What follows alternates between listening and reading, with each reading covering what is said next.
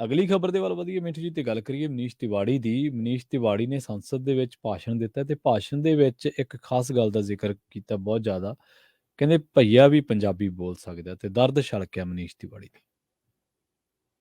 ਦੇਖੋ, ਜਿਹੜਾ ਮਨੀਸ਼ ਤਿਵਾੜੀ ਹੈ ਨਾ, ਮਨੀਸ਼ ਤਿਵਾੜੀ ਦੇ ਪਿਤਾ ਜਿਹੜੇ ਸੀਗੇ ਉਹ ਹਿੰਦੂ ਸਨ ਜੀ ਮਰਡਰ ਹੋਇਆ ਸੀਗਾ ਉਹਨਾਂ ਦਾ ਜੀ ਖੜਕੂਵਾਦ ਦੇ ਦੌਰ 'ਚ। ਜੀ ਜੀ ਜਿਹੜੇ ਇਹਨਾਂ ਦੇ ਮਦਰ ਸੀਗੇ ਹੂੰ ਉਹ ਸਨ ਜੱਟ ਸਿੱਖ।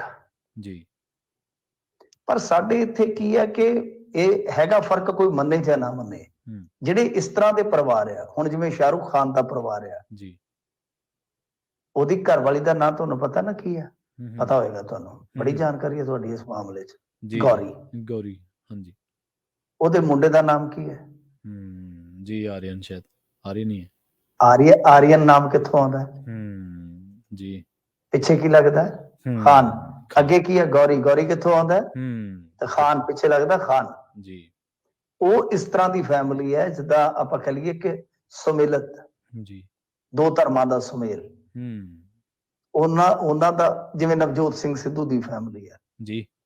ਪਰ ਇੱਕ ਧੜਾ ਮੁਆਸ਼ਰੇ 'ਚ ਹੁੰਦਾ ਹੈ ਜਿਨ੍ਹਾਂ ਨੂੰ ਇਹ ਫੈਮਲੀਆਂ ਜਿਹੜੀਆਂ ਨਾ ਉਹ ਵਿਚਾਰੇ ਉਹਨਾਂ ਦੀ ਨਜ਼ਰ 'ਚ ਉਧਰ ਦੇ ਹੁੰਦੇ ਤੇ ਨਾ ਉਧਰ ਦੇ। ਇੱਕ ਧੜਾ ਉਧਰ ਖਲੋਤਾ ਹੁੰਦਾ, ਇੱਕ ਉਧਰ। ਉਹ ਕਹਿੰਦਾ ਸਾਡੇ ਤੋਂ ਵੀ ਬਗਾਨੇ, ਉਹ ਕਹਿੰਦਾ ਸਾਡੇ ਤੋਂ ਵੀ ਬਗਾਨੇ, ਸਾਡੇ 'ਚ। ਉਹ ਮਨੀਸ਼ ਤਿਵਾੜੀ ਦੀ ਕਿਸਮਤ ਵੀ ਕੁਝ ਐਸੀ ਰਹੀ ਹੈ ਜੀ ਹਜ਼ੂਰ। ਜਿਹੜੀ ਗੱਲ ਲਾਈ ਹੈ ਨਾ ਉਹਨਾਂ ਨੇ, ਹਾਂਜੀ, ਗੱਲ ਲਾਈ ਹੈ ਕਿ ਬਈ ਬਹੁਤ ਸਾਰੇ ਮੌਕਿਆਂ ਤੇ ਮੈਨੂੰ ਜੇ ਪਿੱਛਾ ਧੱਕਿਆ ਗਿਆ ਤਾਂ ਇਹ ਕਹਿ ਕੇ ਕਿ ਬਈ ਇਹ ਤਾਂ ਭਈਆ, ਇਹ ਤਾਂ ਪੰਜਾਬੀ ਵੀ ਨਹੀਂ ਚੱਜ ਨਾਲ ਬੋਲ ਸਕਦਾ। ਗੱਲ ਇੱਥੇ ਲਾਈ ਹੈ, ਗੱਲ ਇਹ ਟਿਕਾਣੇ ਤੇ ਲਾਈ ਹੈ ਮਨੀਸ਼ ਤਿਵਾੜੀ ਨੇ, ਕਿਉਂਕਿ ਆਪਣੇ ਤੇ ਵਿਰੋਧ ਕਰਦੇ ਆ ਨਾ ਕਾਂਗਰਸ ਦੇ ਵਿੱਚ, ਔਰ ਇਹ ਤੇ G25 ਵਾਲਿਆਂ ਦੇ ਵਿੱਚੋਂ ਹੈ।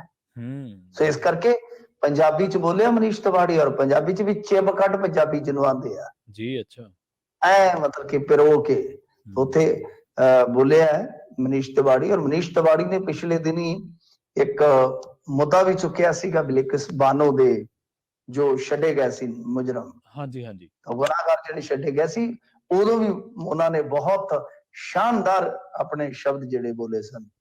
ਤਾਂ ਇਹ ਆ ਕਿ ਮਨੀਸ਼ ਤਿਵਾੜੀ ਨੇ ਜਿਹੜੀਆਂ ਗੱਲਾਂ ਕਹੀਆਂ ਤਾਂ ਉਹ ਵਾਕਿਆ ਉਹਨਾਂ ਦੇ ਦਰਦ ਨੂੰ ਕਿਤੇ ਨਾ ਕਿਤੇ ਬਿਆਨ ਕਰਦੀਆਂ ਨੇ। ਖੈਰ, ਨਾਲ ਉਹਨਾਂ ਨੇ ਇਹ ਵੀ ਕਿਹਾ ਕਿ ਗੜਸ਼ੰਕਰ ਹਲਕੇ ਦੇ ਵਿੱਚ 2 ਫੈਕਟਰੀਆਂ ਲੱਗੀਆਂ, ਦੋਵੇਂ ਹੀ ਪ੍ਰਦੂਸ਼ਣ ਫੈਲਾ ਰਹੀਆਂ ਨੇ, ਇਸ ਨਾਲ ਹਵਾ ਖਰਾਬ ਹੋ ਰਹੀ ਹੈ। ਮੈਂ ਕੇਂਦਰੀ ਵਾਤਾਵਰਣ ਮੰਤਰੀ ਭੁਪਿੰਦਰ ਯਾਦਵ ਤੋਂ ਮੰਗ ਕੀਤੀ ਹੈ ਕਿ ਕੇਂਦਰੀ ਪ੍ਰਦੂਸ਼ਣ ਕੰਟਰੋਲ ਬੋਰਡ ਦੀ ਟੀਮ ਭੇਜ ਕੇ ਫੈਕਟਰੀ ਬੰਦ ਕਰਵਾਈ ਜਾਵੇ, ਪਰ ਟੀਮ ਗਈ ਪਰ ਕੁਝ ਨਹੀਂ ਹੋਇਆ। ਮੈਂ ਮੰਗ ਕਰਦਾ ਕਿ ਫੈਕਟਰੀ ਜਿਹੜੀ ਬੰਦ ਕੀਤੀ ਜਾਵੇ।